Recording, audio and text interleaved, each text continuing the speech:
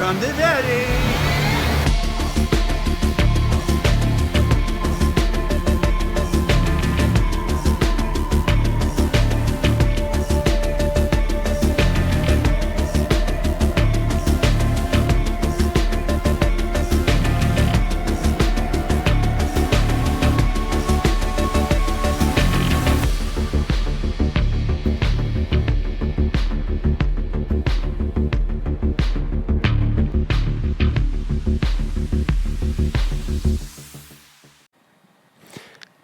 Tere õhtust! Good evening from Kultuurikotter, here from Tallinn, Estonia. Happy birthday, HOFF! As unbelievable as it seems, the Haapsalu Horror and Fantasy Film Festival, or in its totally unpronounceable Estonian version, HOFF, already returns for the 15th times to thrill hordes of horror, fantasy, sci-fi, cult, and otherwise crazy films in the cold shores of Haapsalu and Estonia. Who could have believed 15 years ago that a very, very small meeting between the mayor of Haapsalu and the Black Nights Film Festival team could give birth to something so fantastic and horrific as the Haapsalu Horror and Fantasy Film Festival. Let us take a little jump back to 15 years ago. On one day in early winter, the mayor of Haapsalu, which is a very, very small town on the western coast of Estonia and quite a famous seaside resort in the summer, came to our offices and said, hey, how about organizing something in the off-season, in the spring, where there's almost nobody in Haapsalu? And of course, it seemed a great idea because the Black Nights Film Festival had been thinking of organizing a platform to showcase all of these great genre films that we didn't have slots or opportunity to show at our midnights. So I would think a really horrible marriage was born on that day. So we decided to go with a pilot, and of course there's a little bit of truth that having the first HOFF was quite shocking both to the organizers and Haapsalu as well. But over the years it has evolved into a great partnership that brings thousands of genre film lovers to Haapsalu every year.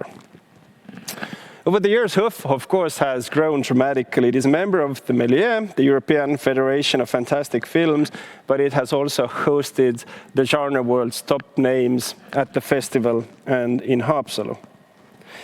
And of course, the Black Nights Film Festival, the parent, the mother or father of HOFF, has equally grown and now has become a big A-class film festival. Today, the event, what we're having here virtually, is discussing the future and the state of genre industry during the time of COVID. And this is also a virtual kickoff to the Black Nights industry program, Industry at Tallinn, which registrations are, by the way, opening in a few weeks. So stay tuned. But let us zoom back to HOFF. Our 15th birthday is quite special for various reasons. Over the next days, HOFF will bring to the virtual screens at our partners Elisa TV 22 feature films and 16 short films. Our highlights include the MELIE short film competition, the international premieres of Aussie Playtation, The Faceless Man, and an amazing film, Stranger from Ukraine. And of course, we're going to showcase the best of genre films of this year and the last year, including Come to Daddy with Elijah Wood, the tasty director's cut of Ari Aster's instant classic Midsommar, and the H.P. Lovecraft special, but 3 films including Richard Stanley's Call Over Space, Call of Cthulhu, and of course Rio Animator, which also pays homage to the great Stuart Gordon, who passed away recently.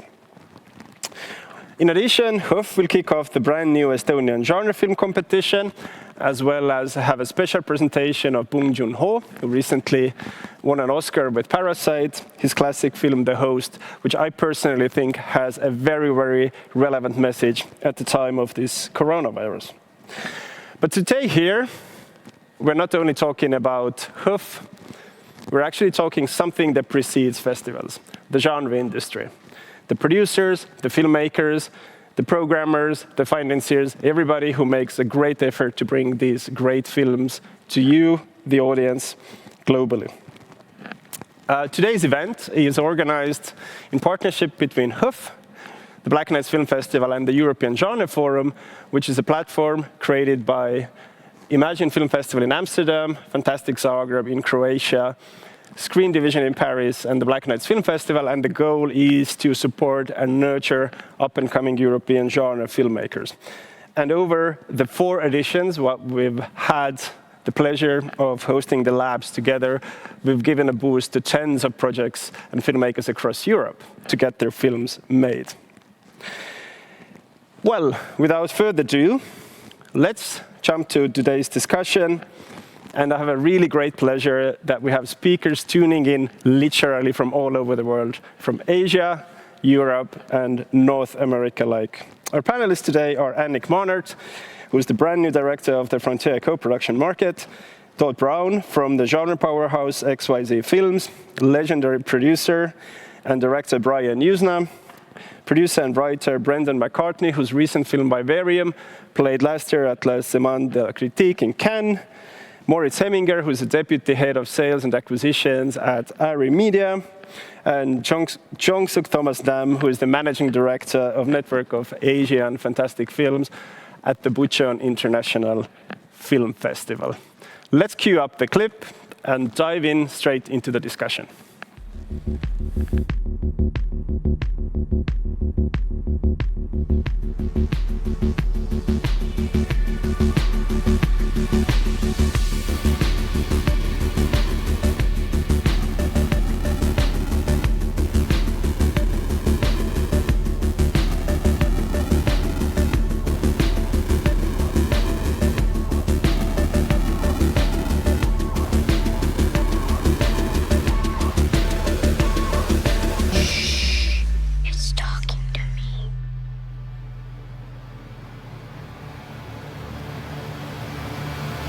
Come to daddy.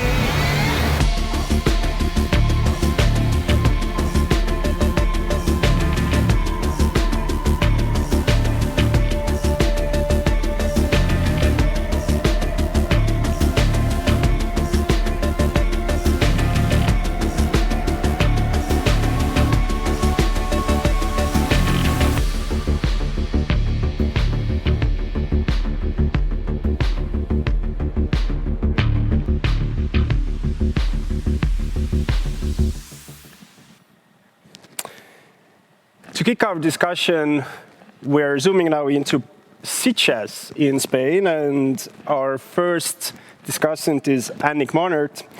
And Annick studied film production at the New York Film Academy, and after that went to work with the legendary B-movie emperor Roger Corman in the United States. In 2013, Annick moved from her native Switzerland, where she had held various positions at programming, distribution, and film festivals. She moved to Paris to found her own consultancy, Screen Division, which works with the whole range of services at the genre filmmaking, including producing, acquisitions, sales consultations, and festivals. Annick also is a programmer at the Sitges Fantastic Film Festival and the director of international programming at Fantastic Fest. And just recently, April 2020, Annick became the executive director at the Frontier co-production market, which is de facto the leading industry initiative for global genre community. Annick also has had a fantastic track in co-producing and producing films. Most recently, she co-produced Alexander Phillips' documentary Memory, The Origins of Alien, which premiered at Sundance. She also produced The Gasoline Thieves, which premiered at the competition at Tribeca. And she also produced Matty Doe's The Long Walk and Alexander Phillips' Leap of Faith, both which world premiered at the Venice Film Festival. Let's cue the clip and go to the conversation with Annick.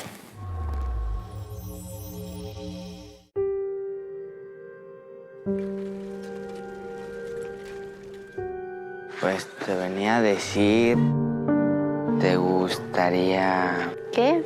Pues ser mi morra. Ay, no, Lalo. Cuando te gusta alguien, tratas de darle un detallito. ¿Tiene un iPhone o algo así? Híjole, sí te lo manejo, pero vale 14,000 varos ese.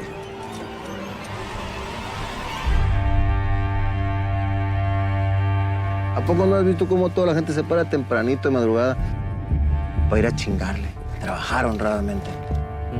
Soñando que un día les va a ir bien, porque esos pendejos así los engañaron. Nel, nunca les va a ir mejor, ¿sabes por qué? Porque así es el sistema de mierda. 1, 2, 3.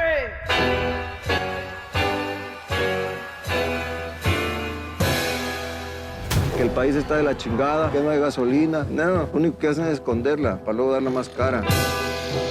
Así que no te engañes, morrito. Lo que nosotros hacemos es un trabajo honrado. Aquí te puede ir muy bien. Puedes ganar un buen varo. Usted entenderá que la familia es primero, ¿no, mijo? Te está saliendo de control.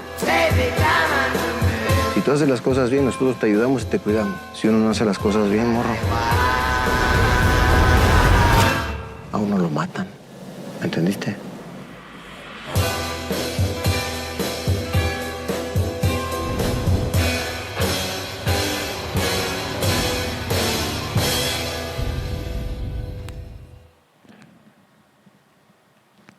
Good afternoon, Einik. Hey, Stan. Good to see you over a long time. Indeed, yes. We're timed. Congratulations for the fantastic appointment, I have to say.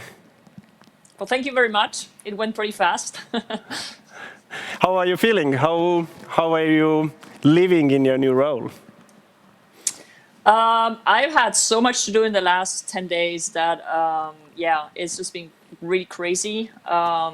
Trying to put that together in digital way, where I'm right now just finalizing Cannes, because we have the platform event taking place during the market on the 25th of June in our case. And then I'm already preparing for July, selecting projects. So, let me kind of straight dive into the key questions. Co-production markets have been so intrinsic for the genre community, and I think we can both agree that Frontier has been the heart of soul of supporting these filmmakers all over the world. With many festivals going down, how are you adjusting to that situation? What kind of feedback you heard from the community, and how are you taking it from here? Well, first, I'm just going to correct you because you're saying festivals are going down, which I find a little bit too negative in terms of we have a situation that is just extraordinary, and clearly some festivals could not adapt to the situation as quickly as others. So I wouldn't say some festivals are going down. I think that some festivals had to stop, their editions for this year. I do hope and I do believe that they will come back next year. Some who had more time, and I'm just going to mention Fantasia because it's basically the next big one, genre festival. They decided to go online, and there's this thing happening right now with filmmakers thinking, should we actually send our films to online festival? What does it mean for our premieres? Is there any security really? Are the tickets basically being paid? How many people will be able to watch this? So I think there's a discussion going on around festivals. In terms of co-production markets, I really can only talk about Frontiers because, I did attend a digital version of a market. It was Vision du Réel in Lyon a couple of weeks ago, which I personally found great in terms of pitchings. We kind of all do the same. You can't be there physically as a filmmaker to introduce your film, so you have to be smart, in terms of how do I put together my pitching video. But for me, it was important when I came on board to keep going, because I do believe that down the road, we don't know yet when this is going to be over and when we will get back to more normal, if we ever get back to normal. But I do believe that at some point down the road, content will be needed. And I felt really it was my job now to give opportunities to filmmakers to meet with, sales agents and buyers and maybe co-producers to help them, at least start building up on their possible production in the future. And I know for a fact that a lot of distributors are now running out of content and are, bugging sales agents like, what do you have? What do you have? So there will be a demand of content. And if I can facilitate this or help, at some point via the co-production market, have so that people can meet, even if it's just, digitally, then so be it. You've attended these previous markets, and of course Cannes is coming down the lane as well. It's been said that our business is sort of a face-to-face or a kind of personal interaction business. What were kind of your biggest takeaways from your previous attendance, and what are you planning for Frontiers, and how are you adjusting or tailoring something new to this quite extraordinary reality?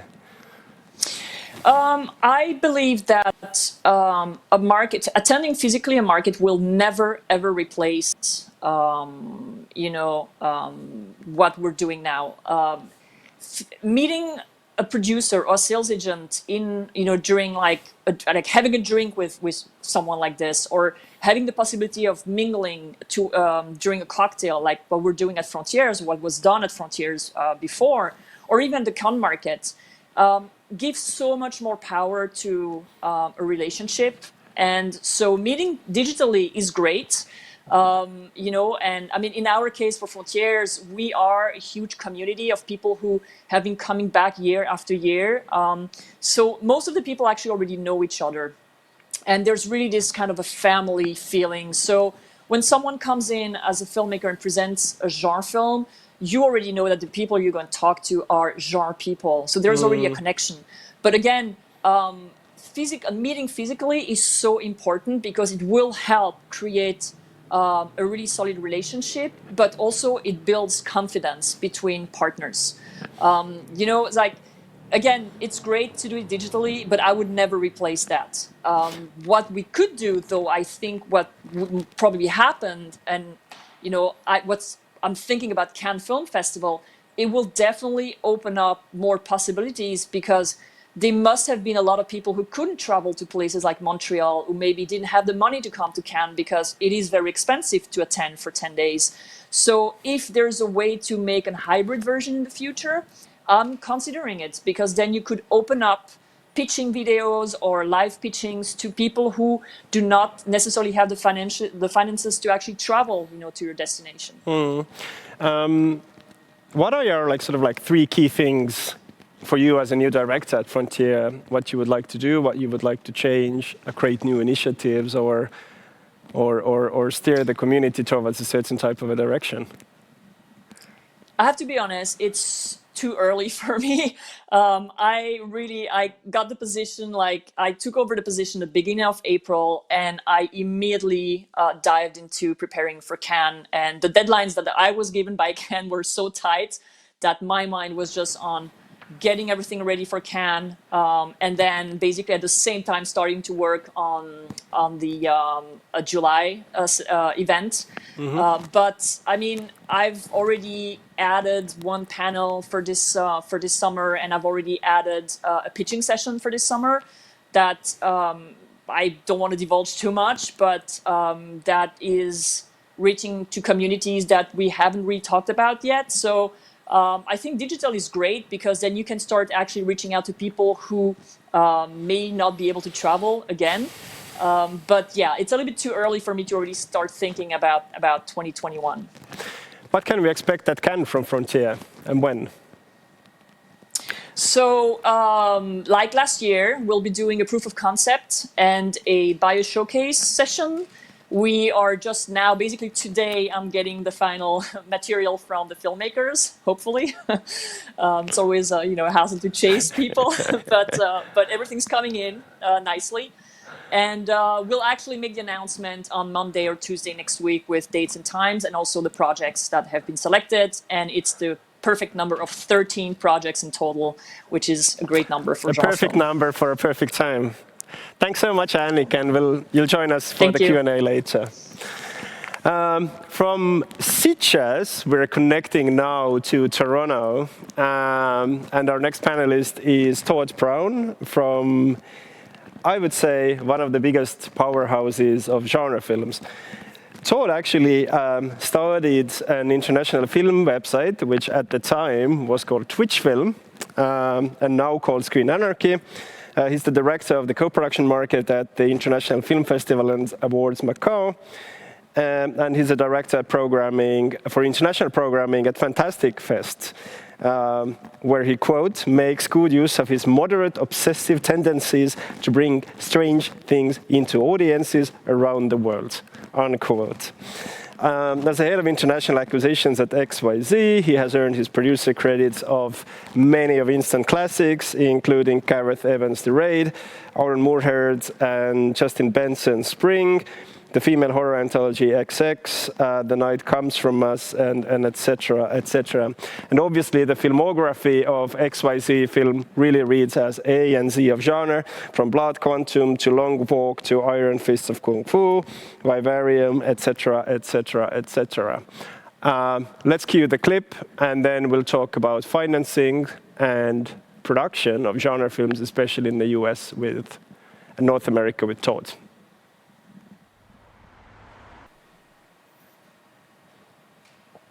Hi Todd, good to have you joining us from Toronto.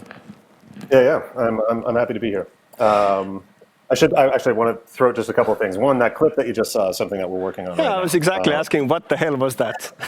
That is a documentary project by a guy named Jay Cheel, who, if you've been watching the Cursed Film series on Shudder, Jay is that guy, and this is a feature that he's working on. About a guy who turned up online and for about 6 months between 2000 and 2001, claiming to be a successful time traveler from the year 2036. It looks exactly up into your alley. Yeah, it's never been debunked. The Teeter story is one of the original kind of internet mysteries. There are a lot of people who think it's an early piece of viral marketing, kind of a test thing that took on a life of its own and just kind of went with it. Obviously, many people think it's a hoax. And there are a lot of people who actually sincerely believe it's real and have allowed it to shape its life and their lives. And that's what we're kind of playing with in that film, is exploring some of those people. And also in the bio, I should say, I'm no longer doing any kind of festival programming. I did program at Fantastic Fest for quite a while, and I was at Fantasia for 5 years. I did some work with you and HOFF and at the Black Knights. And I love that world, and I ran out of time. Yes, so I'm not but still Macau. Yeah. Hey, I actually wanted to, with you, also get down to the kind of the big questions. I mean, without doubt, when we had our last conversation in person about 4.5 months ago, right? There were the big news that XYZ actually managed to put together a fund in a quite unprecedented way to start supporting, filmmakers and building a slate. And it was absolutely fantastic news.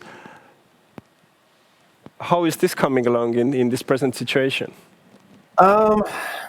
It definitely, our first couple of productions that we were supposed to be directly financing, we were supposed to be starting to spend money on them about a week and a half after lockdown started. So obviously it's pushed all those timelines back. I think as a company, we've been fortunate in that we do quite a number of different things, and we're not really, we've deliberately not bound ourselves to one business model.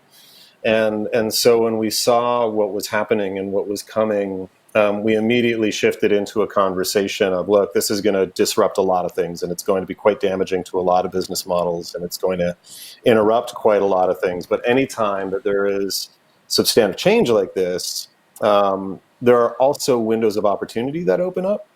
And so rather than fixating on the stuff that we would normally do that we now cannot, we need to retool really quickly into, okay, what are the demands that are going to open because of this? What are the windows of opportunity that are going to open because of this? And as a company, we kind of went all hands on deck on shifting focus into those things. And it has worked so far. We are kind of what seems like a dwindling number of American companies that we haven't had to lay people off. We haven't reduced salaries. We haven't done any of that stuff. We're still full speed. So if you basically look at what's happening in US, or at least my take on it, South by was cancelled, a major platform, a major launch platform. The majors are cutting their costs in every corner. There's quite a big fight between AMC and the big boys, so to speak, on theatrical, etc. Where does a company of size of XYZ position in this game? And you said about new windows and new opportunities. Could you a little bit share light on this? Yeah, there's a few things that are happening that I think are really interesting on the macro scale. I doubt any of us have time to get into what's going on distribution-wise, but that's really significant, and I think a lot of that is really overdue.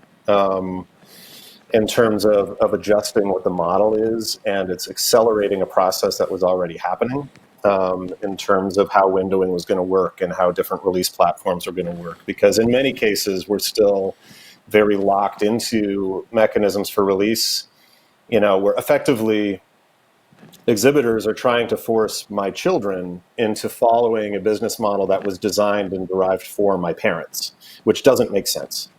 There's a whole knock-on string of consequences to that. So there's a lot of stuff happening there. For us, in the short term, what we looked at is the instant there was an interruption to production, it means that there's kind of a spiraling consequence to distributors globally, because they buy all of their content way in advance. Release windows are set way, way, way in advance. And the moment things were interrupted, that meant, okay, starting really in Q4 of this year, and definitely into Q1 and Q2 of next year, and it'll extend past that the longer that this goes on, there's going to be a major interruption in product that's available, in films that have been counted on that are no longer going to exist on time for pipelines, for people to release. And that's an immediate problem. What also comes with that is at the same time, there's a massive premium being put on home viewing. Mm-hmm. And titles that would have been just straight home entertainment titles suddenly have a really significant bump because everybody's at home and we're seeing it. Every time somebody reports numbers on what's happening with the streamers, they're spiking massively. And so in terms of our sales operations in the company, we immediately refocused. We're like, we need to go and look for everything we can find that's quality, that's in the can and already in post, because all that's going to be premium. And the sorts of pressures that have typically been placed on things in terms of star value, that's going to be balanced out by the fact that people just need good movies. So you said that the home viewing is spiking. Has that been really significant for you? It is in terms of kind of how people are responding to titles and to what sort of content works. Because if you are kind of in the long term, if you're packaging and casting things on the assumption that you're going for the theatrical market, it pushes you into a very specific tier of actors and a very specific layer of costs that come with those actors in terms of being able to open up that marketplace. Where when you're in the home audience, the things that trigger the algorithms on the streamers are very, very different. And somebody who's just a solid face that people know from a TV series really works in streaming in a way that it very much does not in theatrical. And so it's easier to find kind of penetration. Us as a company, over the course of lockdown, we've had 2 #1 movies on Netflix.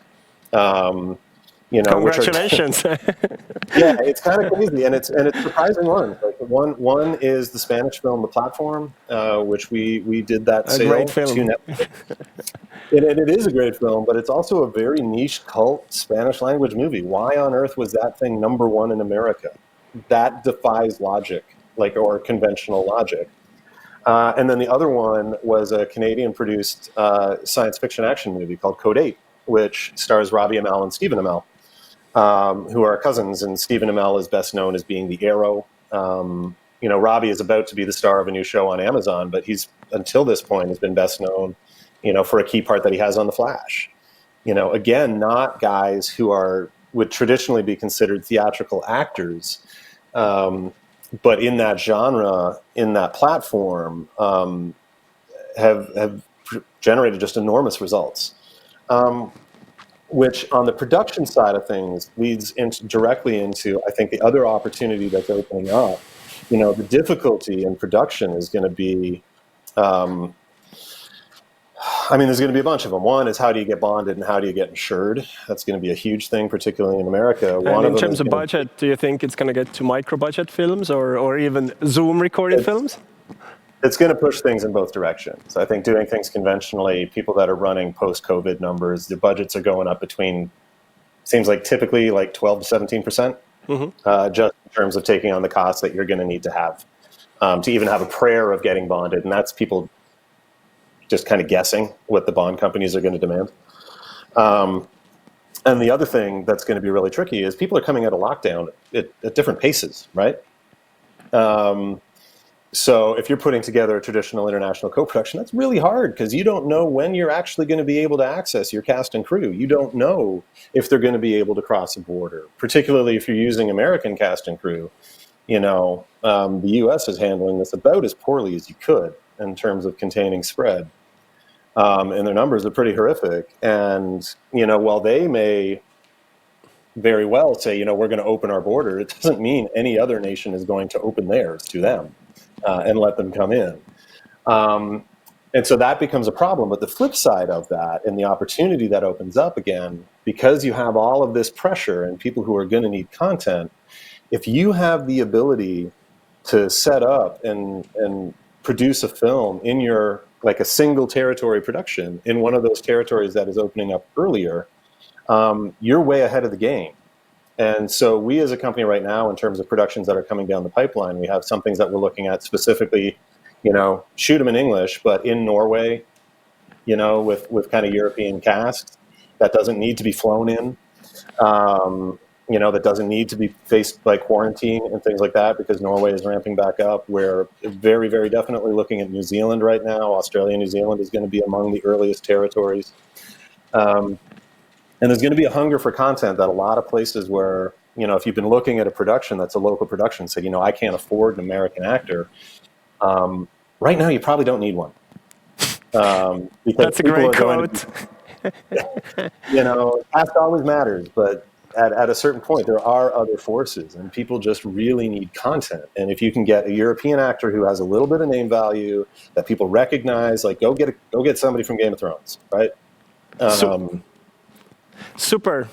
We're going to actually come back to the question of the digital and premieres and filmmakers placement in a bit in our panel discussion. So thanks so much, Todd. Very inspiring. So, from Toronto, we're actually now connecting to the side of the Pacific Ocean. And I have the great pleasure of joining with us legendary producer-director Brian Usna. Brian began his career as a producer, co-producing many of the horror genre films classics, including Reanimator, From Beyond, Dolls, and, of course, Honey, I Shrunk the Kids. But Brian also is known for the films such as Bride of Reanimator, The Dentist, as well as his work at the Fantastic Factory in Spain. My own history with Brian actually goes back to 1990, when I was taking a flight with my parents from Estonia to London, and we had a 12-hour layover at the Moscow Sheremetyevo airport, which was absolutely disgusting. But at the Sheremetyevo airport was a so-called video club, where you could pay 15 Russian kopecks and you could watch movies from a VHS tape. And myself, as a 10-year-old kid, went into that video booth, and the film which I saw was Reanimator, which is actually playing as a homage at this year's HOFF Horror and Fantastic Film Festival. Brian has visited HOFF and been a great guest in Estonia, and we're going to converse about Brian's films as well as the status of Reanimator in the genre industry in a second. Let's play the clip.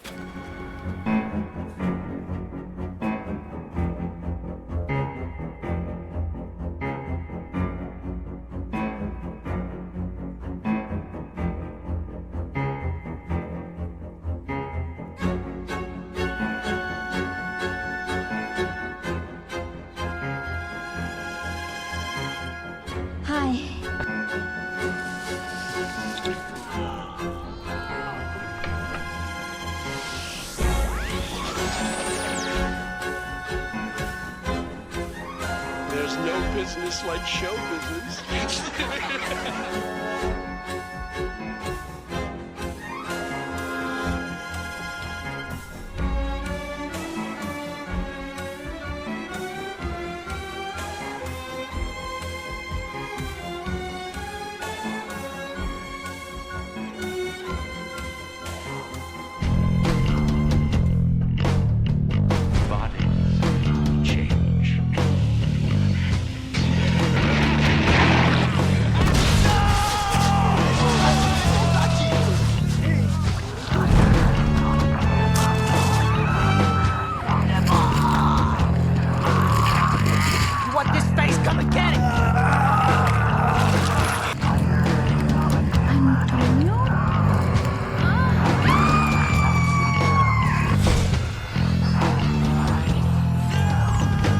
Totally idiotic. What? A beauty mark.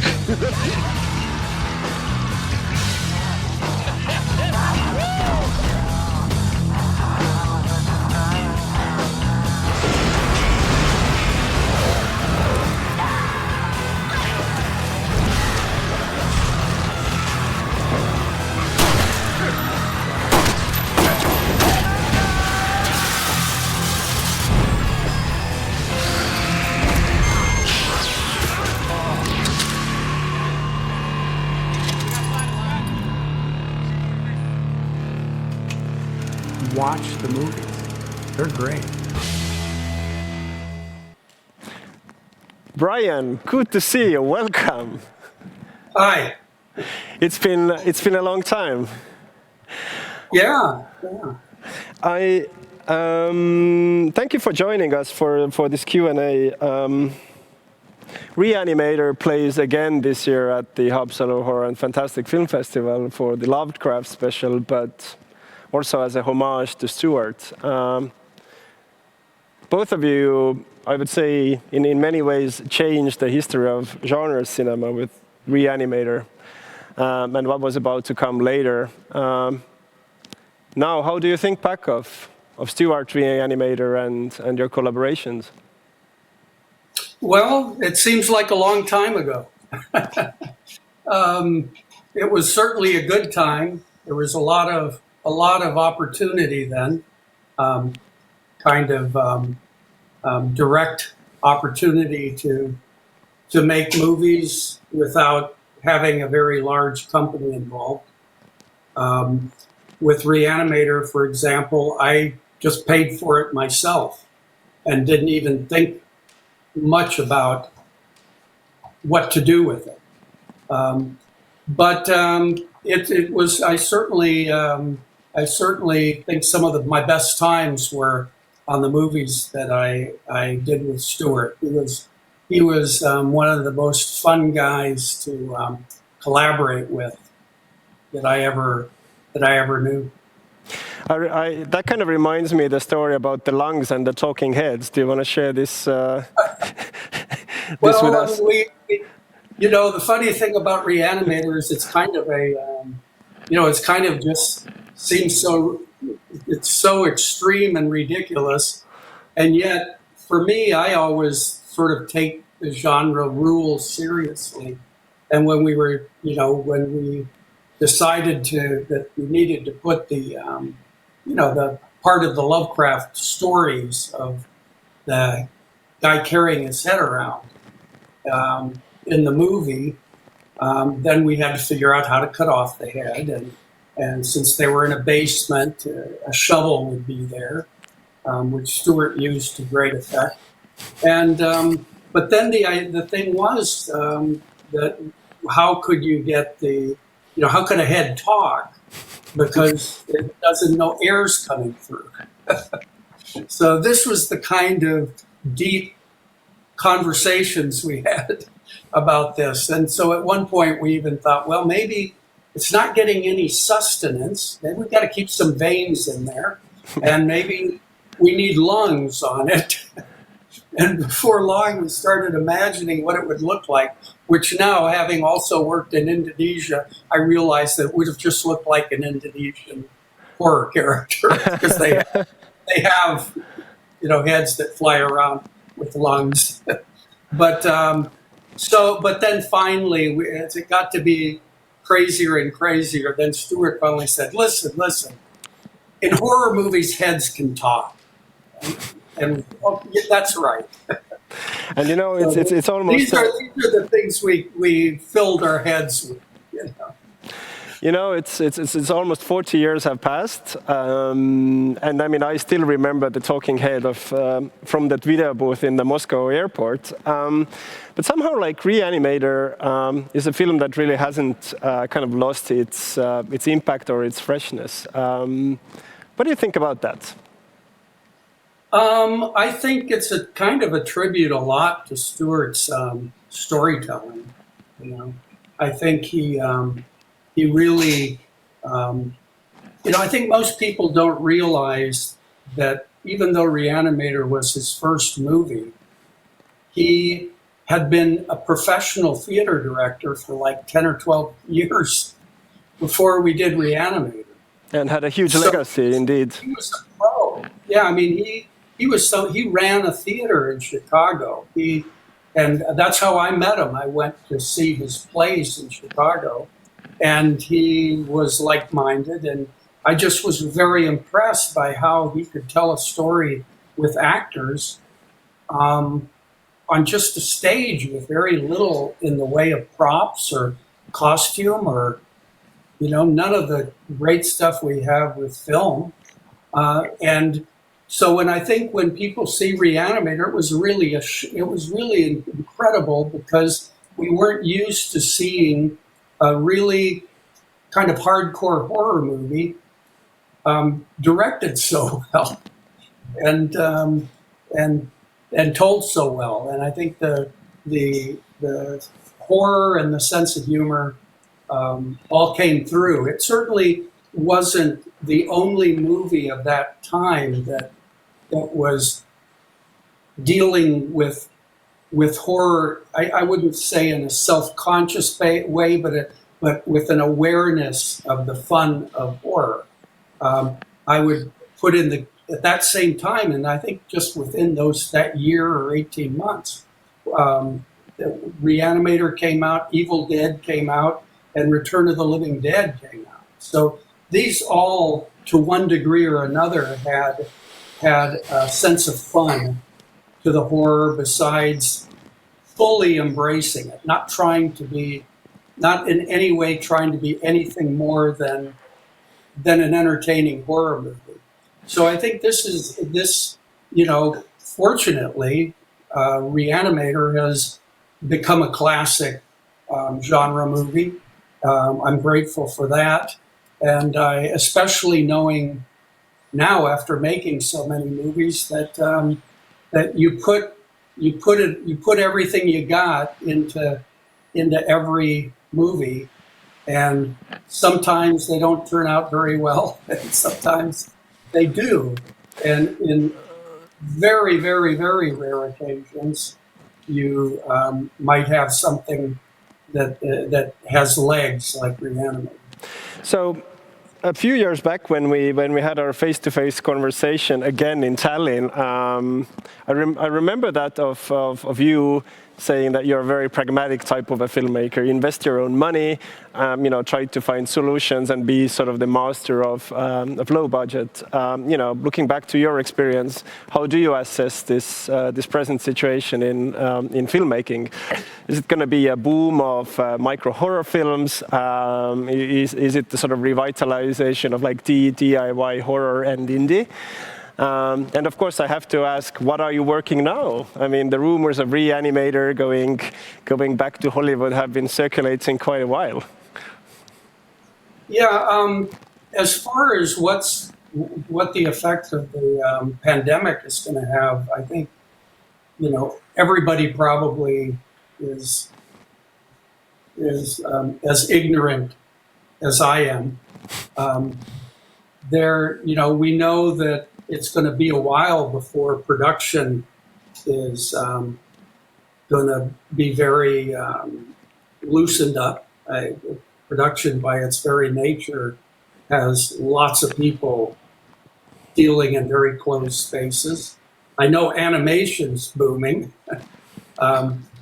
Theoretically, there should be a scarcity of products, so that's good for anyone who can mount a production. It could very well be, like Todd said, that if you go to Iceland, you could make a movie in Iceland and have something, or you can. I think there already is out a coronavirus zombie movie, which I think was basically a zombie movie that was in the can that some wraparound was shot for, so that the title would have coronavirus in it. I'm not sure. One thing that does seem clear is that after the amount of money that Trolls World Tour took in just on VOD, which I think worldwide was $200 million. It's $120 million in VOD just in the U.S. as a direct release. That's going to change a lot of things, because I think that all of a sudden it feels like VOD is going to be is for real, that you could bypass movie theaters to a certain degree. I know that up till now, it looked like ad-supported streaming was getting to be something, which is good, I think, for independents. But now I doubt. It seems like there's not too many people buying ads these days. So I think, we're in for a huge recession, I expect, and that's going to, affect everybody. On the other hand, at least in the U.S., the government's throwing so much money around that there should be a lot of risk-free money out there to invest in things like movies. I'll keep that in mind. What are you working right now? We're locked in our homes. It doesn't change much for me because I work out of my home anyway. And so give us a few candies. But I certainly production is stopped, but development seems to be continuing. I certainly have been, I've done some, I guess Zoom has become a big phenomena in the U.S. And there's lots of Zoom meetings for everything. And I've done some pitches for that. I'm mainly focusing on series right now because I feel like that's where money is being spent. So I have some development deals for series. And as far as movies goes, I'm still beating my head against the wall with a number of projects. And of course, the one you were directly asking about was Reanimator. And I have a final sequel for that would resolve the so this is going to be now the Bruce Abbott story, and I thought I had it financed last year. So I don't know. I don't know why I couldn't get House of Reanimator made 10 years ago.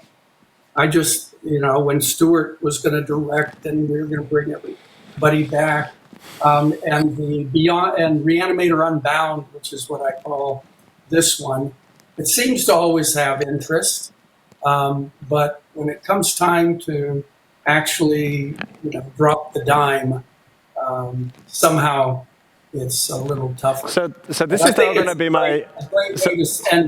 I think it's a great way to bring the whole story to an end. Thank you so much, Brian. This is a call to action for every single Icelandic, Norwegian, Swedish, and COVID recovering producer to get to Brian and get the final part of Reanimator done. And we shot in Iceland. Super. Thank you, Brian. From the Pacific coast, we're now taking a turn and going to Ireland. And our next discussion is Brendan McCarthy, who is an Irish producer and the screenwriter. He's based in Dublin, and he runs the Oscar-winning production company Fantastic Films. His recent films include Vivarium, which we talked about and which premiered last year at the La Semaine de la Critique, but his filmography also includes The Last Days of Mars, as well as Eckhart Tiger, which is a 2012 film directed by Kabir Khan and starring Salman Khan and Katrina Kaif. And Brendan has been also involved in the reanimating of the Hammer horror brand with Wakewood, which also played at the time at HOFF. Brendan is also an advisor to the Arts Council of Ireland and a super expert on European co-productions and how this COVID crisis is going to affect smaller countries such as Ireland and Estonia and European co-productions. This is what we're going to talk with Brendan. So let's cue the clip and then have Brendan joining us. Let's go.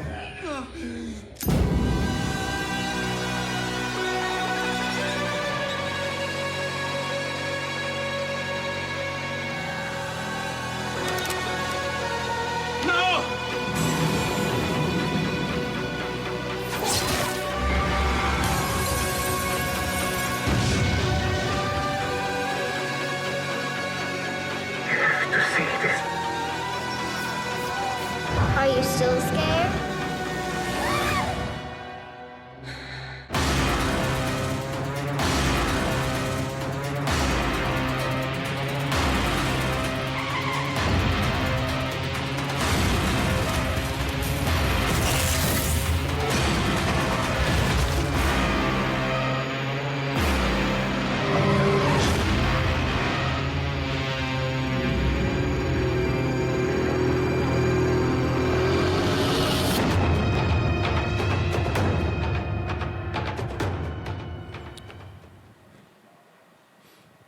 Good evening, Brenda. Thank you for joining us. Hi. How's it going? I'm going to get straight to the business. If you read the news around the UK and sort of the British sphere of things, it seems that the productions and the life of cinema has been absolutely disrupted. BFI has issued a few statements. Northern Ireland seems to be in a semi-flux. Also in Ireland, the Screen Ireland has also issued certain types of guidelines. You as an independent producer, how are you doing? This is a very important question. Well, luckily we're kind of in development, and like Brian and probably lots of others, I work from home, so probably on a day-to-day basis it doesn't affect us. But we were planning some films for actually the summer and the autumn, and obviously they're not going to happen. And it is a big question what we do next. Given that for Ireland it's a small country and we co-produce everything, so we always need international partners to really get a film going. It is going to be a bit of a puzzle, I think, to solve, and I'm not sure exactly how that's going to go just yet, because I think just on a practical level, I think the issue of insurance is going to be enormous. I mean, it seems to be any of the conversations we've had so far would suggest that that's going to be the big problem. I mean, yes, maybe crews will be smaller, maybe we can shoot for a bit longer and things, and that could put up to 20% on our costs, but will insurers, will bonds, and will the actual production insurance people take the risk in any case? And I think that remains to be seen. Much of the productions in these smaller countries, such as Ireland or Estonia, they're so much dependent on public funding, right? Estonia has recently just issued a sort of remedy package for the film industry. how do you see that? Genre filmmaking has always been a bit of a bad brother or an alien child to the industry, right? How do you see these discussions going down the lane?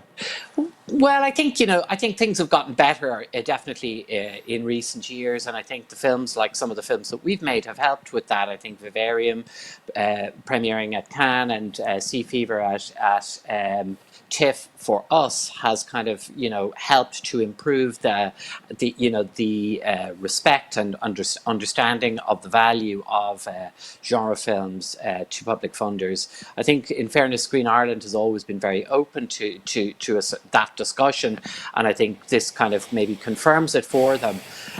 So just trying to see where it leads it is a little bit difficult. I think that probably looking at some kind of model where we maybe have physical production happens in Ireland, and then we look at things like possibly just cutting out post-production, and doing that elsewhere maybe is the way we can do that, because certain aspects of let's say digital post effects and stuff like that can be done remotely, and maybe that's the way in the short term that we can do it, and therefore we can combine a certain amount of a lot of Irish public funding and tax money with a smaller amount of something similar, and then maybe a small amount of market money. I think the problem about the market is getting a valuable cast that people will take, because I think that then brings you back to insurance and will cast travel, and all the stuff that's already been mentioned. If you bring somebody from somewhere else, do they have to quarantine for 14 days before you start working? All of that. So, as we're also taking questions from the people who've tuned into these conversations at slide.do and the login HOFF, we actually do have quite an interesting question. You also have been a writer and been mentoring in this field, and should the producers take into account the necessity now of smaller casts and basically trying to write stories, concepts that address these kinds of physical and production limitations? Some of those, I think, for us in the genre world, these kind of issues are always the case. How can you come up with a fabulous story that costs very little to make? I mean, we're all, as producers and creatives in this area, that's what we're all about. I suppose, yeah, it does. Look, I mean, I think we have to hope that at some point there will be a vaccine and that this will kind of stop, because I think we're all going to get a shot from Herbert West, right? Yeah, I think otherwise we're in for an enormously different world in the future. Very different. All right, I'm gonna like as a last question throw a sort of a devil's ball into your house. Todd was saying that VOD is doing great and filmmakers have to adjust to this sort of digital premiere reality. And as you said, parts of Vivarium's success was that it was a highlight title in Cannes. Yeah, it seems right now it's a bit of a chicken and an egg question where the filmmakers are, we wouldn't like to premiere at online festivals, and then the festivals don't really have a bailout. So what's your take on this as a filmmaker? I think that, look, we just released 2 films, Vivarium and Sea Fever, and both have worked really well. They were just about to come out theatrically, and we know what happened. And the distributors were nimble and moved across to premiering on VOD very efficiently, and it worked really well. There's a couple of things that are kind of very directly linked to COVID. We had extremely good cast in both of those films. Now, because of COVID, those actors are not working, so they were available to do lots of online promotion, lots of events similar to this, this kind of thing. It's not particularly new, but the idea of a premiere online afterwards with the stars there to do, to do a sort of an online Q&A, and we were able to do that, and that was really able to that was able to capitalize on things. But we were fortunate in that we had already a TIFF premiere and a Cannes premiere, and that there was a sort of awareness within the sort of evolved genre world coming at those things, and we were capitalizing on those things. It kind of moved us, it was a pretty good kind of switch over. But I'm not sure that that you would be able to do that. As things go forward, I think that just simply releasing online, how do you make your film stand out? I think it's still a puzzle, and I certainly haven't figured that out. I so think this is a question that I'm gonna pose to you and Todd in our panel session. So thank you so much for your thoughts. Okay. Cheers. You're welcome. All right. So an important part of bringing the genre films to the viewers is always been or residing on the sales and acquisitions community. Our next speaker is Moritz Hemminger, and he's leading sales and acquisitions at Ari Media International, which is part of the legendary Ari Group, which is quite synonymous with the history and technology of cinema. Let's cue the clip and then discuss with Moritz what is happening in the sales and acquisitions community regarding genre films. Good evening, Moritz. Thank you for joining us. Hello, hi. So, I want to pretty much go to the straight questions regarding your work. It seems that the two groups, which, if you look at the industry as a whole, that have been somehow taken by surprise or three groups are cinemas, distributors, and sales agents. A few months ago, we could still meet in Berlin. Now everything is cancelled. How does life look from a perspective of a sales agent? Yeah, so we noticed in Berlin, we met with our distributors. We did good business. Of course, back then we already noticed the Chinese distributors are not attending, but we really thought at that point the virus will stay in China and maybe Asian territories and will not affect the rest of the world. Well, now we know better, and we did good business at EFM and. We're still, wrapping up our deals, negotiating, closing deals after Berlin. But then, when the pandemic broke out and it affected the entire world, the virus spread, we noticed that, business definitely slowed down. There was radio silence. But I do have high hopes because now, since mid-April, we're noticing that now distributors are reaching out to us. They're asking for content, what we have new in our lineup, and what we're announcing in Cannes and presenting there. So and now we're preparing pretty much for Cannes, like it would have been a real market, but now it's going to be a digital version, a first-time experience for us. Very curious how that will go down, but. And we're very excited that Cannes decided to do that digital edition that gives us a ground to do for the business. Yeah. So, Ari slate is, I would say, quite wide, and it has family films, it has stronger dramas, and it has this quite crunchy genre films as well. It's something which has been kind of interesting me personally, from a European perspective. Has there been a kind of a tremendous spike up, as Todd said, in terms of VOD, and how are the titles doing on VOD, and especially if you look at genre content? Yeah, so basically that's true. I mean, we're focused on feature films. We don't do TV contest series, but we have a focus on family, drama, and also genre.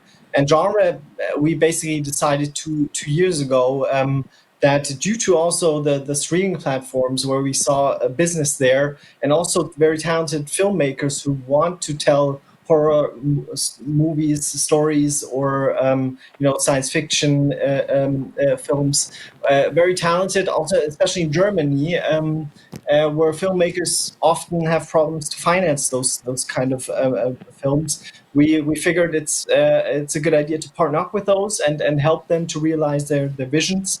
And a Pure Place, that I wanted to say something about the trailer you saw. That's directed by Nikias Chrysos. He's a German-Greek director, and his last movie was at Berlin Film Festival. And he was also participant at the Cinefondation, the Cannes program, and this movie now we're submitting to festivals and hope to find the right platform. If it's going to be digital or a real festival, we'll see. So this is the question actually I want to go into. Like, I've been I remember reading a few weeks back, or now it's been about 3 weeks back, one of the German festivals. Yes, some people know which festival I'm talking about, and they said, no, we can't go to digital at all because we can't negotiate the rights with the sales agents because this is not exactly a VOD and this is not exactly a festival screening, and and where do cinemas come from and where distributors happen, etc. So Oktoberfest is also cancelled. This is a kind of a fact right now. So if Oktoberfest is cancelled, we can't imagine that lives in cinemas and lives in festivals in general wouldn't be recovering that fast. What is sort of Ari's policy into this rather new and gray area where a festival would require content? It's not exactly VOD. There might not be a provider. How are you tackling this situation? So of course, yeah, we're looking at what is coming up, like the upcoming fall festivals, what their plans are. We're following the news. In Cannes, we're as mentioned, on our commercial titles, we're launching those films there at the market. On the art in the art house sector, or maybe also these in-betweeners, mystery drama, Pure Place, for example. You need that kind of festival vibe, the film being curated, critics writing about the film, in an ideal scenario to create a buzz. We actually, especially for the art house community and also these in-betweeners, drama, horror movies, you do need that kind of push from festivals. All our movies in that area, we benefited from festivals featuring our films, supporting those, giving these films a platform to catch the awareness of critics, international distributors, and also streamers, of course. And what actions are, because obviously, there are distributors, but you're quite close to, the cinema exhibition sector as large. How are German cinemas coping in this situation? Yes, actually, this week there were some exciting news. Definitely uplifting. That first cinemas will open in May, so this month actually. So and also in some parts of Germany, drive-in cinemas are becoming very popular. So drive-in horror. Yeah, perfect for the horror genre, I'd say. Fantastic. Thank you so much, Moritz. I want to really talk with you about the idea of these virtual premieres as well in a second in our panel. Thank you so much. And before we go into our panel Q&A session, let us remind you that you can post your questions at slide.do.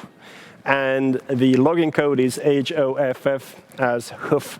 So you still have a few minutes to post your questions before we dive into the closing Q&A of tonight. Last but not least, we are zooming into South Korea, and with us is Jong-suk Thomas Nam, who I could call the forerunner of the genre community in Southeast Asia. Thomas, he's running an initiative called the Network of Asian Fantastic Films, or NOFF, which is also a co-production market at the Pucheon International Fantastic Film Festival, which is the powerhouse player in Southeast Asia for everything genre. If you'd ever have a chance, or if we ever have a chance to travel again, I highly recommend you to visit Bifan, which has a legendary status because of its programming. It's fantastic gathering of filmmakers, and of course, the Korean barbecue. Thomas, we're going to have you conversing us in a second, but let's play the clip.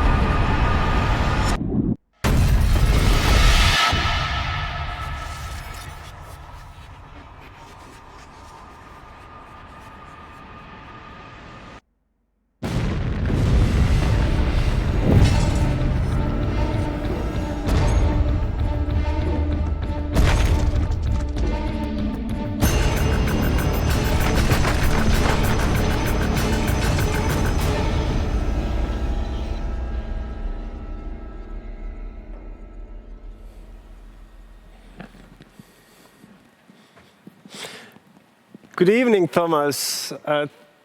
Good to see you. Hi, Stan. Thanks for having me. I'm really sorry to have you to keep awake for at these late hours of joining us to the conversation. But thank you so much. Before we go into the questions around festivals and Bifan, how is life in Korea? According to various news reports, Korea seems to be coming out of this situation as perhaps one of the early winners. Well, yes, we are quite fortunate to be getting back to normal. Theater has been opening. And of course, we are still practicing the social distancing and wearing masks and gloves and so on. But it seems like things are getting back. I think Korea, Taiwan, and Hong Kong has been sort of like being able to come back. So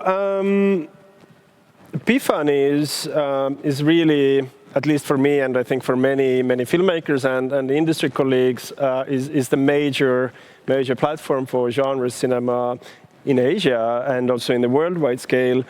The next Bifan is taking place in summer. How are you as a festival manager approaching this situation? How are you designing or redesigning festival at these extraordinary times? Well, several things need to be changed, of course, because it's not just us, but it's the world community, film community, that's being involved when it comes to running the film festival. So what we decided to do was, at the time, combine the best of on-site and then online platform and to satisfy the audiences. It's most likely that we're really not going to have any foreign guests in person, but we are trying to invite them via online platform, and at the same time trying to satisfy the domestic audiences and filmmakers by having an on-site festival with maybe the 1/4 the capacity for each screening to make sure that we are still practicing the social issues. So what has been the most challenging for you? It seems that yes, some of the festivals, but I would say none of the genre festivals have really held itself in these new conditions. What has been the most challenging aspect for you? We briefly touched upon the idea of these virtual premieres and then also the kind of the gray hole between sales agents. How is your programming coming along? Are the relationships with the filmmakers changing? Well, for domestic market, I think we are in a good shape. The Korean directors and filmmakers are really looking forward to attending our festival in person. However, we had to scale down a little bit because of the after such pandemic circumstances, we want to make sure that the safety comes first for all the attendees for the festival. So again, the program-wise, I think domestic film-wise, I think we're doing all right. But for the foreign titles, we are having some problems because there are certain titles that would require a world premiere in sort of like English language territory first. Mm-hmm. So because of the cancellation from South by Southwest, let's say Brussels or Tribeca, those titles that we have secured and now have pulled out. And that's kind of unfortunate, but we are doing our best to make sure that we can program the good quality films. It's a bit of a hard question. I had a conversation with another festival director in the community, and the biggest fear for that particular festival was that there is not enough new or released content for the festival audiences to enjoy. You know, as Todd and others said, that production schedule are being pushed back. How does it look from your perspective? Is that an issue, or you have been able to overcome this? It is an issue as an overall industry, yes, because shooting has been shut down, and the ones that which were going to shoot haven't started yet, and any kind of foreign location shoots are all cancelled as well. But with regard to the festivals, except for one festival in Korea, which decided to do one behind the windows, behind the door, without having any sort of like audience in person and without having any on-site screenings, but they will have some difficulties because not many are open to allowing on-screen online screenings at the time. But I think we are in a pretty decent shape. We will show approximately 170 titles. That's about 90 less than what we would normally do. But we'll make sure that we'll have come with the quality ones. Korean ones, we are actively seeking, and they are also want to show their films physically rather than online platform. So we'll see. I mean, in fact, deadline was last week, and we are right now in the middle of finalizing our selections. So if there's any last-minute films that would want to come to Bifan, this is the last chance, right? Yes, we'll give them a little bit of window. Sure, why not? Thomas, last question for you. You know, an intrinsic experience of Bifan has been NAF. It's really been a centerpiece of the industry collaboration and co-productions and etc. What will happen to NAF this year? Okay, so because the project markets, or we run a program called the Fantastic Film School, which is a training program.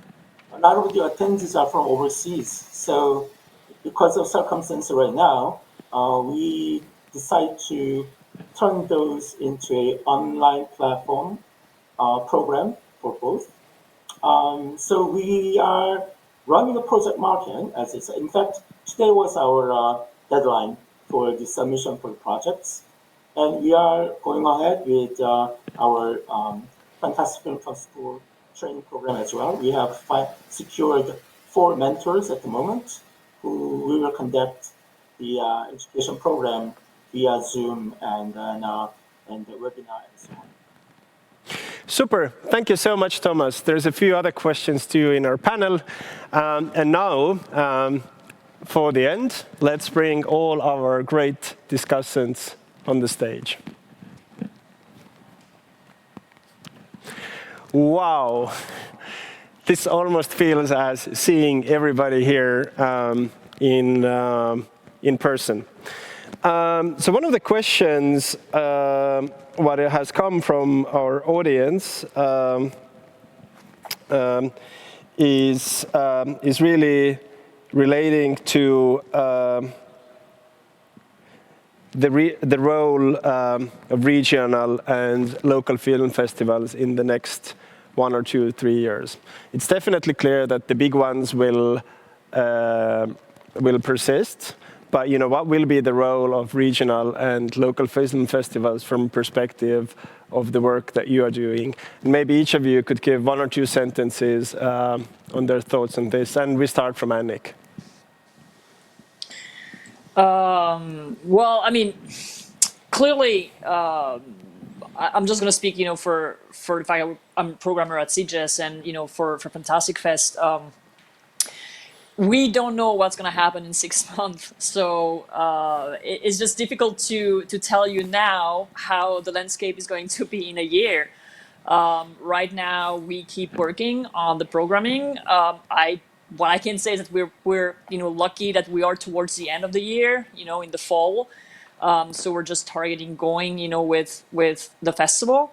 But it's the same with Fantastic Fest. Right now, we don't know, honestly. We keep selecting the films. But to tell you how it's going to be in a year for all these festivals coming up after the winter, it's just your guess is as good as mine. It's just up in the air, and as Brandon mentioned, like I think as long as we don't have, like a vaccine, or we don't settle all this, the landscape could change next year for the years to come. I am very positive, to be very honest. I do believe that we will find a vaccine, and that will somehow get some things back to normal. But in our business, and in every business actually, certain things will change on how we make things or how we share certain things. Yes. All right, I'm going to take a little bit of a turn on there. Todd, virtual premieres, non-virtual premieres for XYZ premium titles. It's a difficult question, and it's something that people are still working out and still trying to figure out what the model actually looks like. I would say categorically, like we were among the companies that were approached kind of by the Amazon South by Southwest collaboration, and like virtually everybody, we were one of the companies that said no. And that was really specifically about how that particular one was being set up. In our opinion, the way there they was a wanted lot of to do criticism for Amazon as well, I have to say, right? Yeah.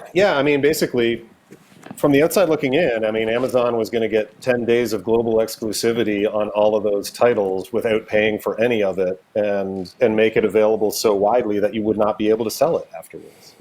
It would have been great for them and horrible for everyone else. So, I mean, that was a pretty obvious no to us. I think there's still structures being developed and things coming out. When you're talking about a digital release, the thing that you have to factor in is it's not just about the trustworthiness of the festival. It's not just about how secure is their DRM and how secure is the actual platform. Because no matter how good that platform is, no matter how good the digital rights management software is, all it can actually stop you from doing is actually directly downloading the source file from the server. Where once it goes out digitally, anyone that has screen capture software can just record what's on their screen. So it's not just about confidence in the festival, it's also in trusting the audience, that the audience is not going to just turn around and pirate it, that it's not just going to turn up in file sharing, that you're not going to have somebody say, oh, my friend couldn't log in, I'm just going to copy it and give it to them. And then it ends up on a torrent site, and then again, it degrades your ability to sell the movie. There's a lot of unanswered questions. I mean, I do think models are going to shift. They're going to have to shift. And I don't think we know yet even where all the pitfalls are to be able to really build the technology that's going to be whatever the next thing is. But I think we're in the middle of a transition right now, and we don't yet know what the end point is. So I think, Moritz, what are your thoughts on this? Share Todd's like security worries. Of course, that has to be like in place and secured. At the same time, I think the Cannes virtual market approach is definitely clever. That the film, the market premiere basically is shown twice, so that like every time zone, everyone can watch the film actually and have the feeling, okay, you're amongst the first to see this film. Because I think it would be like not the right or not a very sexy atmosphere to have a movie like be available on demand for like 5 days throughout the market. That you kind of have that live event character, like you have to be at that time, you have to log in and stream the film because you know your competitor is also there and might, buy that movie for your territory. So I hope that Cannes will manage to create that hype that you normally have on a real market. Yeah. So there's a question from an audience which basically asks is that would you make non-DCP copies available for festival screenings that might be able to take in alternative venues?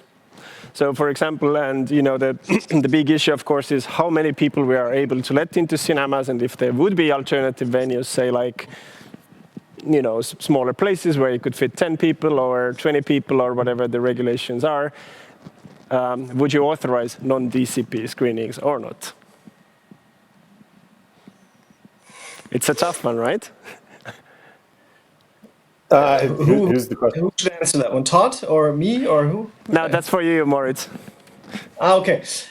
Well, okay. It's, at the end of the day, when we close a deal with a distributor, we provide them with the materials, and of course we give them HD ProRes files for video distribution. We give them a DCP for theatrical distribution. But at the end of the day, we never have the full control in what venue and how they present our films. Of course, we have certain requirements in the contracts that the copyright has to stay in place, but at the end of the day, really, a couple of years ago, before DCPs and HD tapes existed, I remember a Chinese distributor released one of our films at my previous company on a digibeta, like theatrically, massive theatrical release, and really, so yeah, you don't have full control. So, but I'm very open to have films being released in different environments and venues,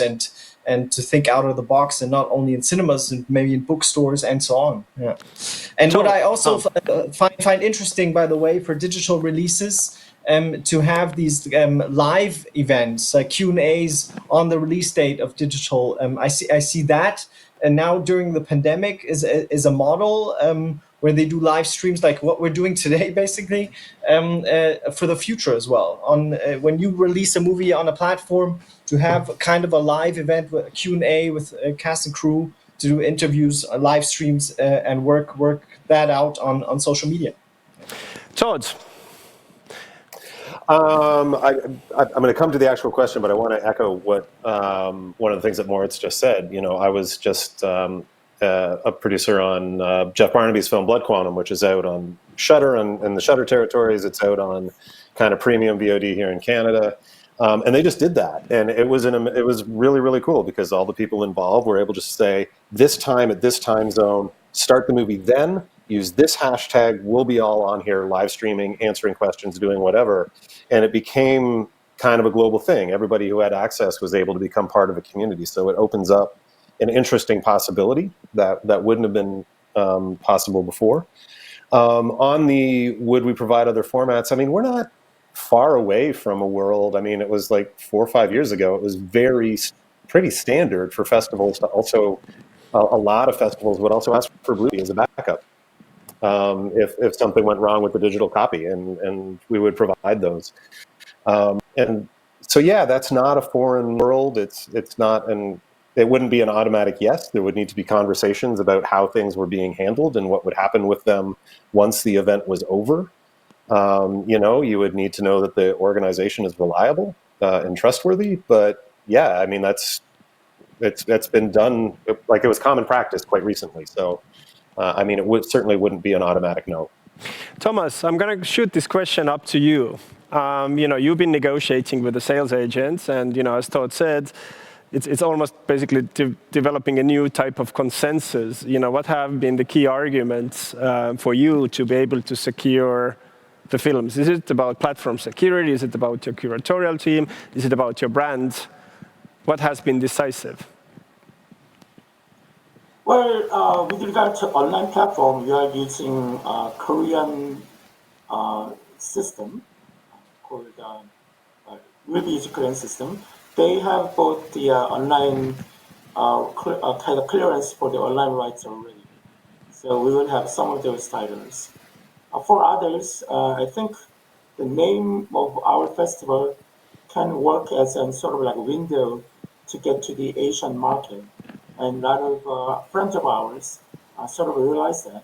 So if the films have been circulating for, let's say, half a year, then they are quite open to having us doing online screening. However, any titles that we have as a world premiere or international premieres, those are the ones that we cannot do. We cannot get any clearance for the online at the moment. Yeah, but the thing is that we are doing offline, on-site programming as well. So we'll see how this year. I think the impact is much less for Asia. For us, we are very fortunate. I think that Hong Kong and Taiwan will be the same. Come, let's say Golden Horse or Happy Festival comes. So we'll see. Brendan, two very quick questions for you. As a producer, you work locally, but you also work pan-European wise. There's different types of rules and regulations now coming up in terms of like how to regulate productions and codes and how to accept these normalities. Are there any talks on achieving a kind of a European consensus on this, especially if you look at co-productions? Well, I mean, I think there should be. I think there will need to be, and pretty soon. But right now there isn't, because, as I think a couple of people have mentioned, people are coming out of this at different rates. So that's, I think, the big problem. That not everyone's at the same place in the pandemic journey. So I think once we get to a point where it's kind of similar, I think we can start to kind of come up with protocols that might help it get going. We had this. I think we're kind of exploring a sort of a chicken and an egg type of question, where the old sort of pipes are quite clogged and we can't use them, right? And then we kind of need new levels of trust and new levels of arrangement. Who should be the initiator? I think ball is being thrown up quite randomly. Should it be the producer? Should it be the sales agent? Should it be the festival? Who's going to take a lead in this conversation? I think ultimately it'll be the audiences, because it's what button they press will ultimately make us, we'll dance to their tune, So, and that's the question, We've been doing things in a very specific way, been very orientated towards going to festivals and markets that give our films a story, and a profile. So that's probably, if that was to go away permanently, then it's how do we get to the audience? And I think what I haven't figured out really in my head is how do you stand out from the crowd in a digital world? It's a different way of promoting your work, but it is at the moment, it seems quite easy to just get lost in it. There's an awful lot of movies out there. One of the selection processes was always, look, I got into a very good festival, therefore that's already a kind of an endorsement, and you build your story of your movie up from that. So how do you do that digitally? It's I got into a really nice VOD platform. Yeah, and I've got some groovy actors, and my director's amazing. I mean, everyone's going to say the same thing, right? So I don't know how we do that, but I'm sure people do that in other worlds. So it'll come. Our time is running up today. Genre, and we can have a few last words. Genre films have been always about the audience and the community. Brian, you've been in this industry for so long and kind of created an inspiring amount of content. What would be your words of encouragement to the genre filmmakers and the audience who are tuning to our conversation? Well, I don't know that they need encouragement. I think people will find the movies they want to see. I remember when I began, there weren't that many markets. Everything was shown on film, and festivals were very few. There were very few, especially genre festivals. And then during the 90s and into the 2000s, they turned into this incredible marketing event. And there was a time when I started going to festivals in the 80s, they were a surprise, and it was kind of, you were just glad somebody wanted to watch the movie, and they weren't really nobody, put on the poster that it got into a particular festival. This is before the Méliès festival group really developed the concept. And right now it's such a huge marketing arm of especially independent films that I guess right now it's moving into another phase, but whatever it's moving into is no more dramatic and unexpected than this. What a lot of people take for granted, I look back and I go, wow, who could have ever imagined that you would have people talking about genre festivals as being a very important part of marketing and selling your movies. I know that didn't answer your question, but the answer to your question is they don't need any encouragement, okay? Super, thank you so much. In about 15 minutes, the Haapsalu Horror and Fantasy Film Festival will actually kick off in Haapsalu with a webcast. Thank you so much for connecting us to this great panel all over the world. Thank you, Annick. Thank you, Todd. Thank you, Brian, Brendan, Moritz, and Thomas. Wishing us all the best of luck, blood and tears, and Viva HOFF. Thank you. Bye. Bye-bye. A few practical notes for tonight. As I said, in 15 minutes, the Haapsalu Horror and Fantasy Film Festival will kick off with a bloody red carpet. You can check out the opening at the Facebook live stream of HOFF. If you want to enjoy 22 amazing and chilling genre films, tune on to Elisa TV, where HOFF is premiering these amazing films. And as many of our experts said today, it's really about the connection of the filmmakers and the audience of forming this genre community together. Thank you again to our panelists and discussions. Thank you for everybody who tuned into the live stream. My name is Sten Salover. I was one of the fathers of HOFF and currently working at the Cannes Film Festival. Have a horrific HOFF and good night.